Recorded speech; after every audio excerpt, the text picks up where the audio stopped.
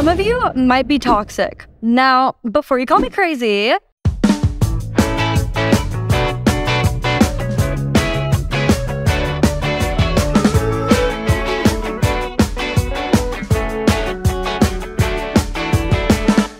I am Kamal, and I am the host of Before You Call Me Crazy.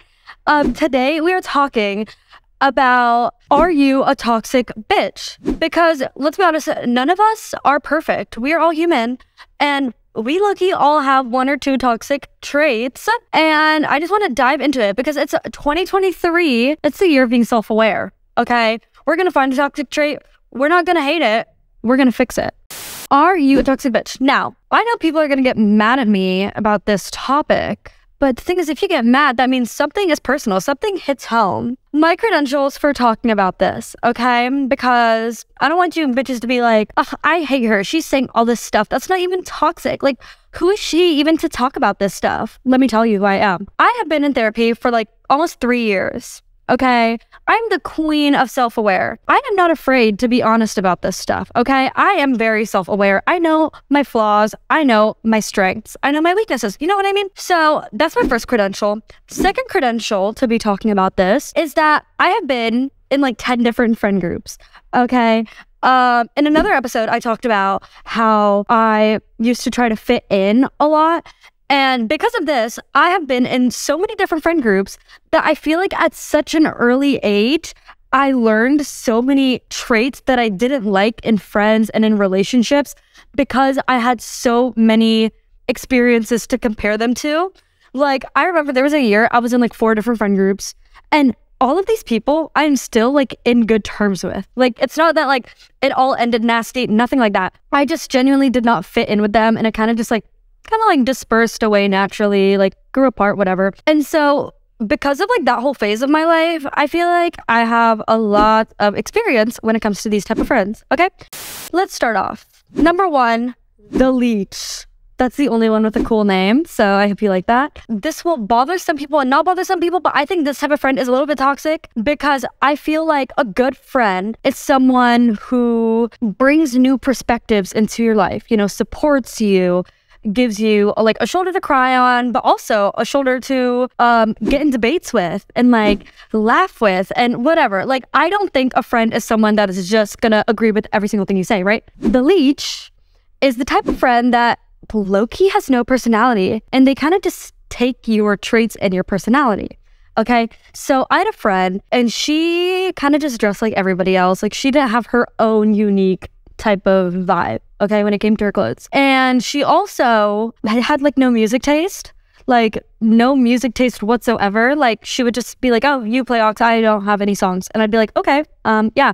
And she just like wouldn't know any songs because like whatever, okay? I noticed that she lost friends a lot, and that's a whole different thing. But like, it was just the leech type of friend is a type of friend that slowly adapts your personality and just takes it and like kind of like takes it for themselves, which I don't like that. Like, I'm like, you can copy me, that's fine, but like as a best friend to like copy everything I do, it gets a little weird. Like, I feel like it's a little weird, toxic. I don't know, maybe I'm the toxic one for thinking this is toxic, but I genuinely think this is toxic. Like, get your own personality. Anyways, so this friend I noticed would slowly start buying the exact type of clothes I wear. And as you know, I dress pretty different than where I live in Georgia.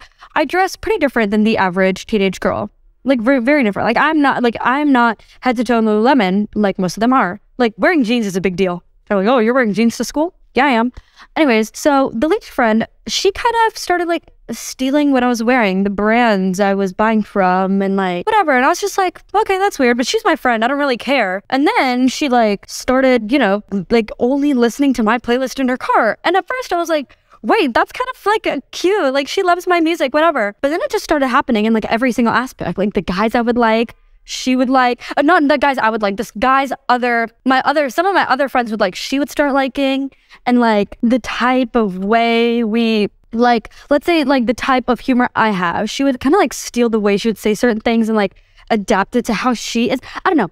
Anyways, I think that's toxic. I think to be a good friend, you can't steal your other friend's personality. Like, I don't know. Like, tell me if I'm wrong here, but like, I feel like that's a little, I don't know. I didn't want to be friends with her after I realized everything. I was like, oh my gosh, like, this isn't a friend. This is someone that's just acting exactly like me. Like, it's a second me. Like, like, a friend to me is someone who's different. Like, I'm your friend for a reason. Like, I love who you are. I love your personality. I love how different you are. And I realized, I was like, I was just friends with myself. Like, I slowly just became friends with another me. And I was like, this is weird. Anyways, that's number one. Agree with me or don't agree? Also, by the way, if one of your friends have these qualities that I'm gonna say, it's not like you should stop being friends with them. Like, I'm not saying like, because everything is to an extent. Do you know what I mean? And we all have toxic traits. And if you even find yourself having one of these traits, that is okay. Like, you are human.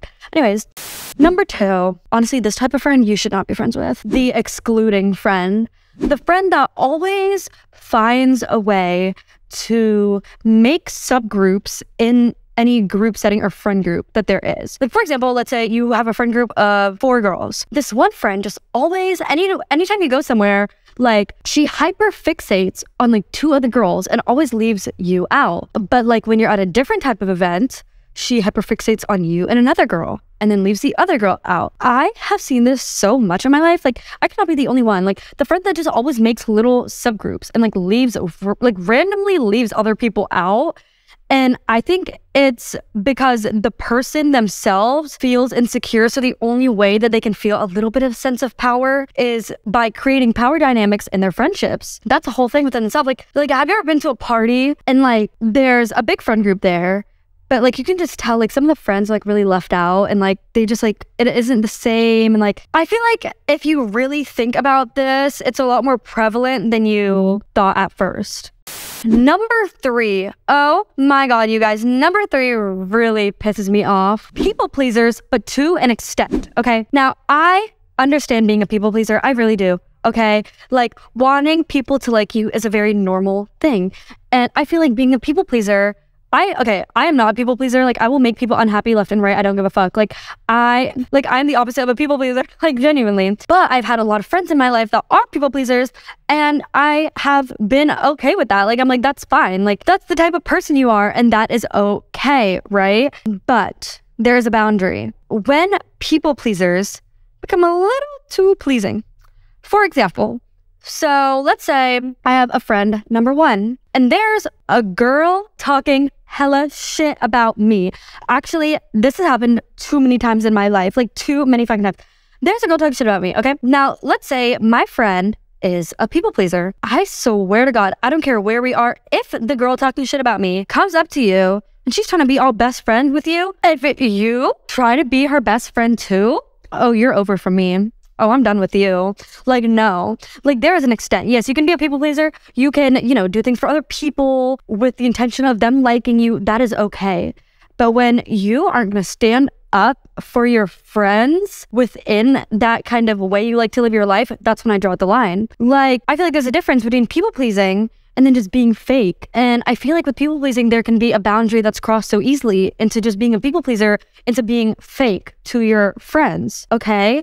Like, I really believe in like friendship loyalty, and like if someone doesn't like my best friend, I will not go out of my way to be friends with that person that doesn't like my best friend. Now, I'm not saying to hate that person. I'm not saying to bully that person.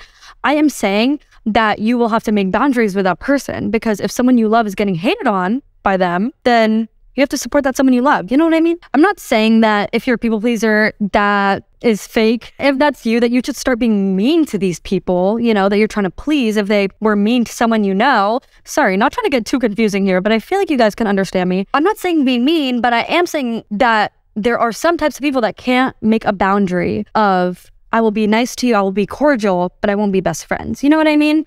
So anyways, I feel like, a non-toxic friend will have your back always.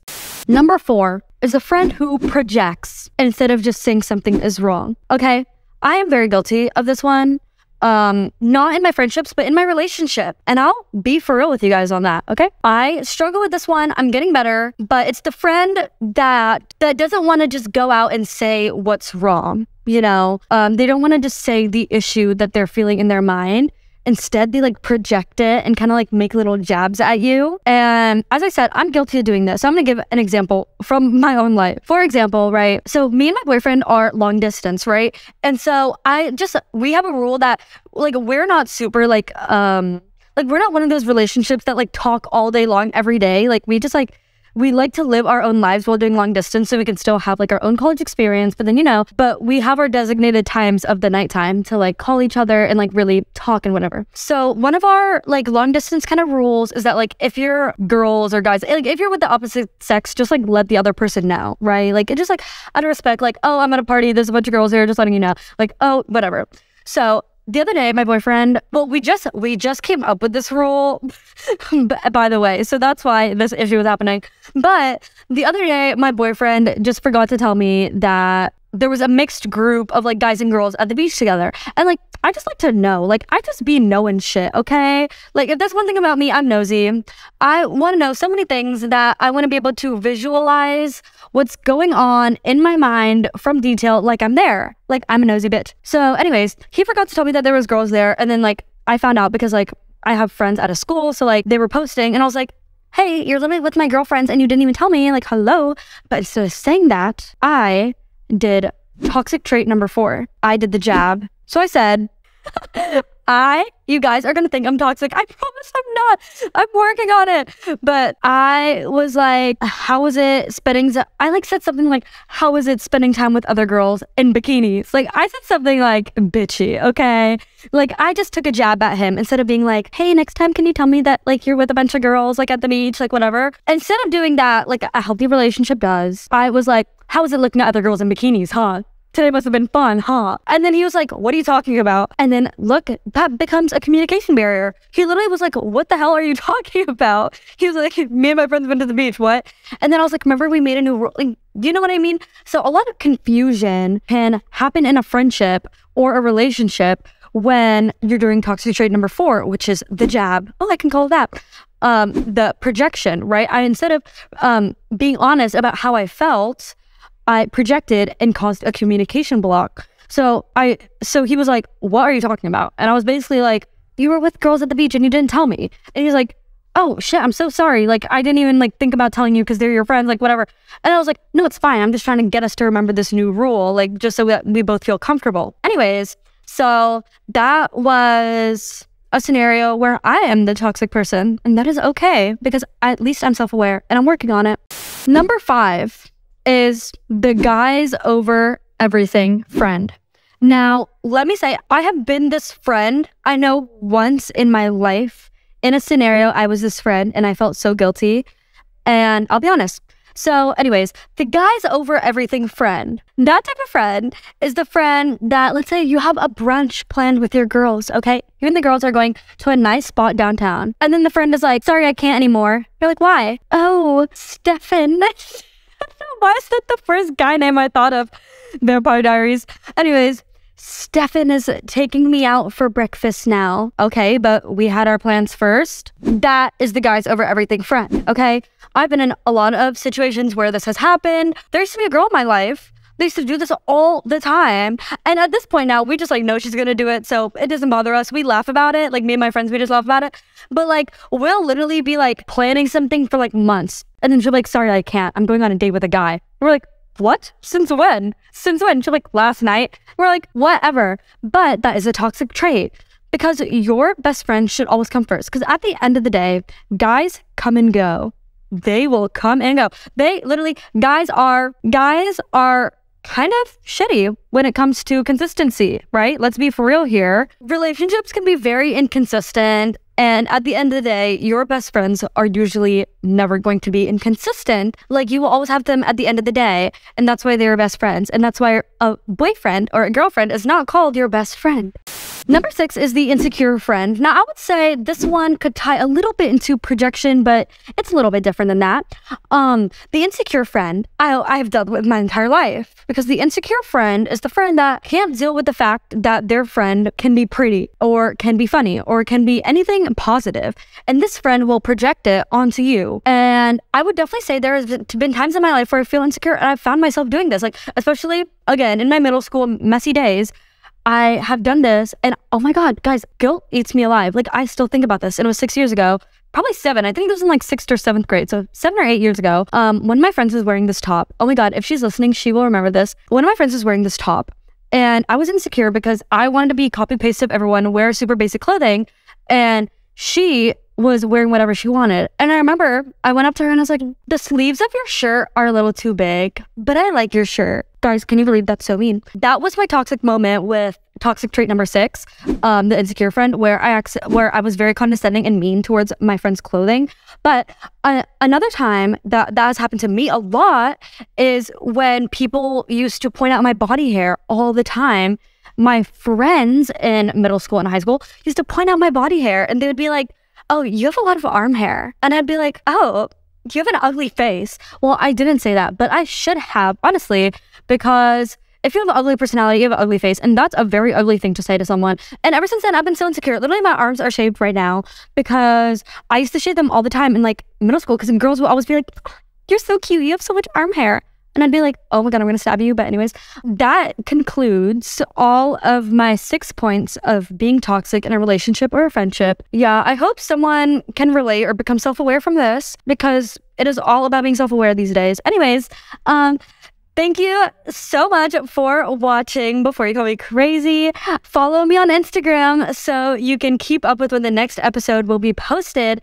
And if you watch this, you are iconic, cool, awesome, hot, perfect, slay, and a fashionista. Bye.